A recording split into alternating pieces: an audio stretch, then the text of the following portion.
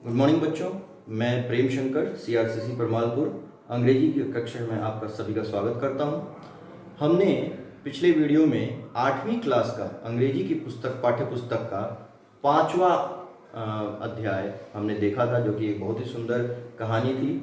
उसका नाम था 1 2 3। आज उसके एक्सरसाइजेस पे आते हैं, क्वेश्चन आंसर्स को हम डिस्कस करते हैं।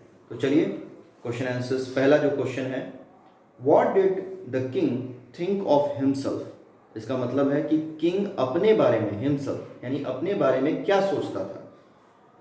The king thought that no one in the world was as powerful he was. वो क्या सोचता था कि उसके जैसा इस दुनिया में और कोई शक्तिशाली नहीं है। यहाँ पर ध्यान देने वाली बात है बच्चों, मैंने पहले भी आपको बताया था, क्वेश्चन में डिड का प्रयोग किया गया है।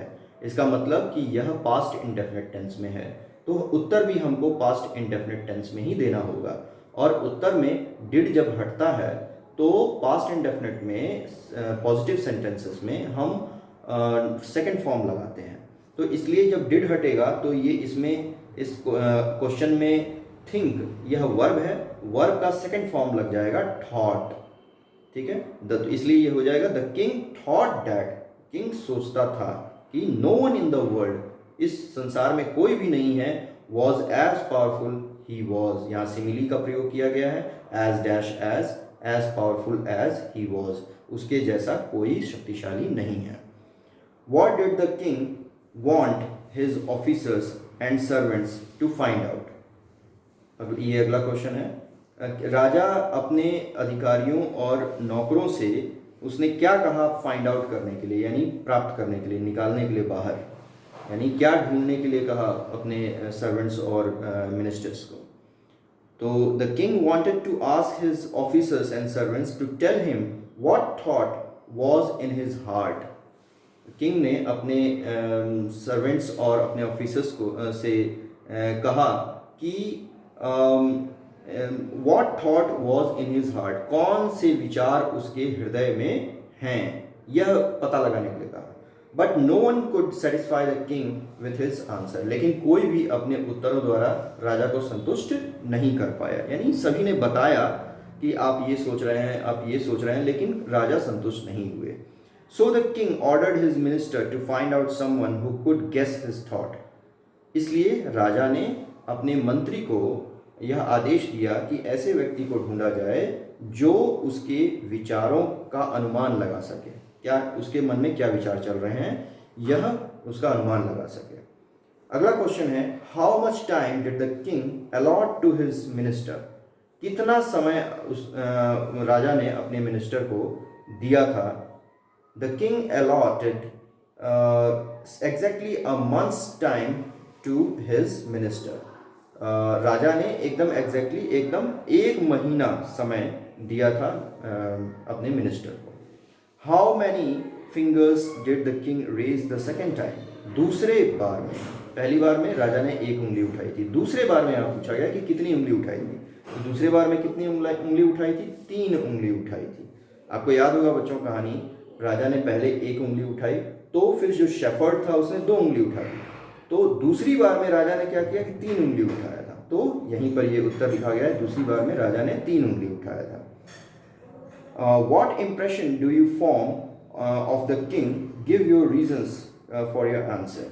What impression do you form of the king. इस कहानी में के जरिए आप राजा के बारे में क्या सोच रहे हैं, कैसा था वो व्यक्ति। The king was rich and powerful. ये तो बात सही है कि राजा बहुत ही अमीर और शक्तिशाली था। But he thought that no one in the world was as powerful he was. लेकिन वो सोचता था कि इस संसार में कोई भी उसके जैसा शक्तिशाली दूसरा नहीं है। This shows that he was very proud. यह दिखाता है कि यह दर्शाता है कि वह बहुत ही प्राउडी था, घमंडी था। कि जो व्यक्ति यह ऐसा सोचे कि उसके जैसा कोई संसार में शक्तिशाली है ही नहीं, वो तो घमंडी ही है। The king was a god faith person. राजा ईश्वर में विश्वास करने वाला था, ये भी बात सत्य है। As he believe in the existence of God, क्योंकि वह ईश्वर के अस्तित्व को स्वीकार करता था। and accepted that the God is as powerful as he was. उसने बाद में यह स्वीकार कर लिया था कि उसके अतिरिक्त ईश्वर ही एक ऐसा है व्यक्ति जो कि उसी की तरह शक्तिशाली है। तो इसका मतलब ये हुआ कि वह ईश्वर में विश्वास करता था, नहीं तो ईश्वर को भी कह देता कि नहीं तुम भी हमसे ज़्यादा शक्तिशाली नहीं हो। तो उसने स्वीकार किया, इसका मतलब वह ईश्वर पे विश्वास करता था। I think the king was proud and foolish too. मैं यह सोचता हूँ, मैंने अपना विचार लिखा है, आप अपना विचार लिख सकते हैं इस आंसर में। मेरे विचार से राजा बहुत घमंडी था और मूर्ख भी था। As he asked his minister to guess what was in his mind and ordered to find someone who could guess his mind. क्योंकि उसने अपने मिनिस्टर्स को कहा था कि आप मेरे मन में क्या चल रहा है यह पता लगाएं। ये तो एक मूर्ख व्यक्ति ही कर सकता है, मन में क्या चल रहा है ये पता लगाने की क्या जरूरत है, और ऐसा संभव है क्या? तो ऐसा मूर्ख व्यक्ति ही कर सकता है। और उसने अपने मिनिस्टर्स को ऑर्डर भी दे दिया कि ऐसे व्यक्ति को ढूंढो जो कि मेरे मन की बात को पता लगा सके। तो ये मूर्ख व्यक्ति का ही काम है। I think it was a foolish decision. मेरे ख्याल से यह एक बहुत ही मूर्खतापूर्ण निर्णय है। अगला क्वेश्चन है, did the fool understand the king?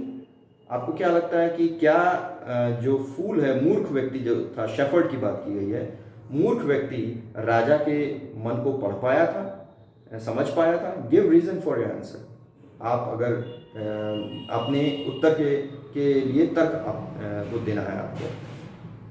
No, the fool did not understand the king.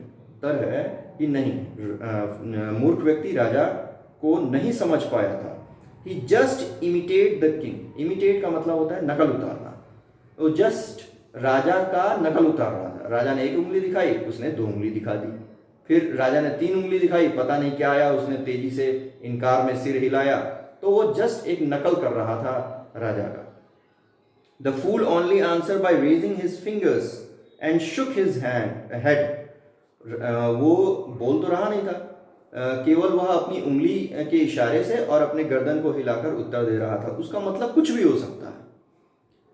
And the king understand his sign language in his own way. और राजा उस साइन लैंग्वेज को, ये जो इशारों से, उंगलियों के इशारों से बात किया जाता है या गर्दन के मूवमेंट से बात किया जाता है, शरीर के विभिन्न हिस्सों से जो भी हम बात करते हैं, तो इसको साइन लैंग्वेज कहते हैं। इस साइन लैंग्वेज को राजा ने अपने तरीके से समझा। वो कुछ और उत्तर देना चाह रहा था, उसका मतलब कुछ और था, लेकिन राजा ने उसको अपने तरीके से समझा था। Fortunately the fool give right answer. और अपने तरीके से समझने के कारण भाग्यवश वह सही उत्तर निकल गया राजा के दृष्टिकोण से। It just like shooting in the dark at the right target and nothing else. यह केवल अंधेरे में सही निशाने पर तीर लगाने जैसा है और कुछ नहीं। यानी जैसे आंख मूंद के हम बाण छोड़ दें और वो लग जाए निशाने पर, तो जस्ट लाइक इसी तरह का ये उत्तर था फूल का, जो कि सही निशाने पर लग गया।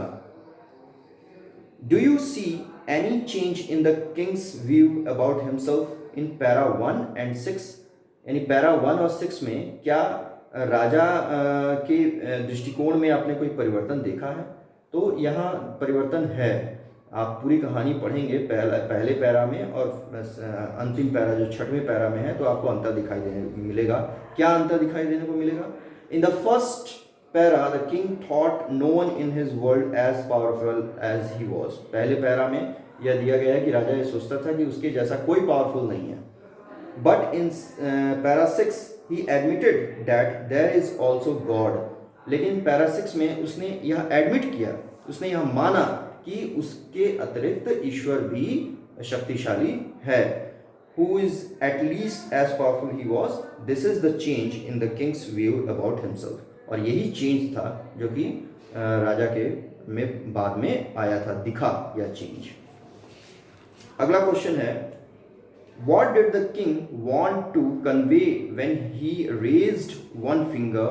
What was the shepherd response to it? What did the king want to convey when he raised one finger? राजा यह क्या बताना चाह रहे थे, कौन सा संदेश देना चाहते थे जबकि उन्होंने 1 उंगली उठाई थी? What was the shepherd response to it? और इसका रिस्पॉन्स क्या रहा, क्या उत्तर रहा शेफर्ड के द्वारा? When the king raised one finger, he wanted to convey that whether he alone was king. जब उसने राजा ने एक उंगली उठाई तो वह पूछना चाहता था कि क्या इस दुनिया में एक ही राजा है. In response the shepherd held two fingers, और इसके रिस्पॉन्स में क्या किया शेफर्ड ने, दो फिंगर्स उठा दिए. तो ये इसका उत्तर होगा. अगला क्वेश्चन है, why did the shepherd raise two fingers. Shepherd ने दो उंगली क्यों उठाई. What did the king concluded from it, और किंग ने इसका क्या नतीजा निकाला दो फिंगर का. The shepherd was a fool. Shepherd एक मूर्ख व्यक्ति था. He did not understand anything about the king's question. वह राजा के प्रश्नों का नहीं समझ पा रहा था. He only responds in the dark. वह केवल उत्तर दे रहा था अंधेरे में उत्तर दे रहा था. जो उसको बुझाया वो बस उत्तर दे देता था. To the question of the king, राजा के प्रश्न का. The king held up one finger. राजा ने एक उंगली उठाई. So the shepherd raised two fingers. इसलिए शेफर्ड ने दो उंगली उठा दी. Because he likes to plus in the king's action. क्योंकि वो पसंद कर रहा था कि वो राजा के एक्शन में कुछ जोड़ दे. राजा ने एक उंगली उठाई, उसने दो उंगली उठा दी. चलो. The kings concluded that the shepherd wanted to say that the king was not alone powerful in this world. अब राजा ने इसका क्या नतीजा निकाला, क्या इसका जो वो कह रहा था, क्या उत्तर उसने समझा कि वह कहना चाहता है कि राजा ही एकमात्र इस दुनिया में शक्तिशाली नहीं है. The God is also there who was at least as powerful he was. और उनके अतिरिक्त ईश्वर भी है जो कि उनकी ही तरह पावरफुल है. अगला क्वेश्चन है, what did the king mean when he raised three fingers. क्या मतलब था राजा का जबकि उन्होंने तीन उंगलियां उठाई थी. How did the fool response to this. और इसका उत्तर क्या दिया फूल ने, मूर्ख ने.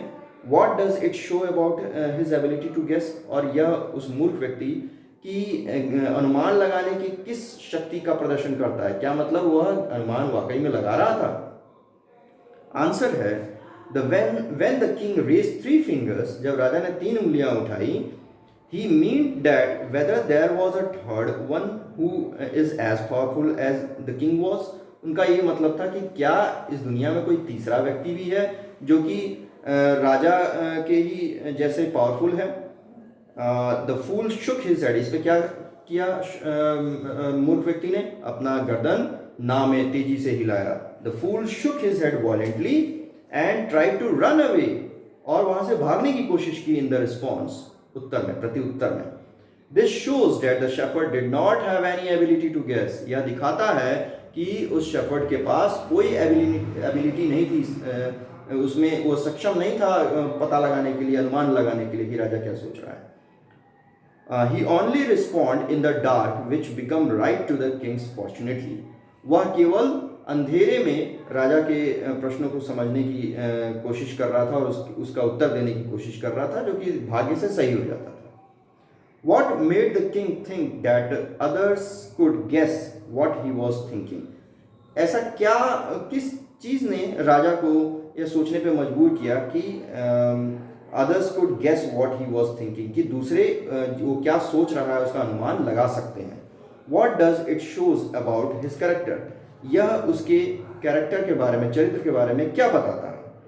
The shepherd response, which fortunately become right to the king, made him think that others could guess what he was thinking. Shepherd के रिस्पॉन्स ने, जो कि भाग्य से सही भी हो जाता था, इसी ने राजा को यह सोचने पर मजबूर कर दिया कि दूसरे अनुमान लगा सकते हैं कि वह क्या सोच रहा है. It shows that the king was a big fool. यह बताता है कि राजा बहुत बड़ा मूर्ख व्यक्ति था. He should understand that the sign language could have different meanings. उसको ये समझना चाहिए था कि साइन लैंग्वेज का, सांकेतिक भाषा का कुछ और भी मतलब हो सकता है. No one in this world could guess anyone's mind. कोई भी संसार में नहीं है जो कि किसी व्यक्ति के दिमाग को पढ़ सके. Why do you think the minister daughters choose the shepherd for the task? आपको क्या लगता है कि मिनिस्टर की बेटी ने इस कार्य के लिए शेफर्ड को ही क्यों चुना, क्यों चुना होगा, जरा देखते हैं। The minister's daughter was a clever girl, minister की पुत्री बहुत ही चालाक थी। She knows that the king act was foolish, वो जानती थी कि राजा का जो कार्य है बहुत ही मूर्खतापूर्ण है।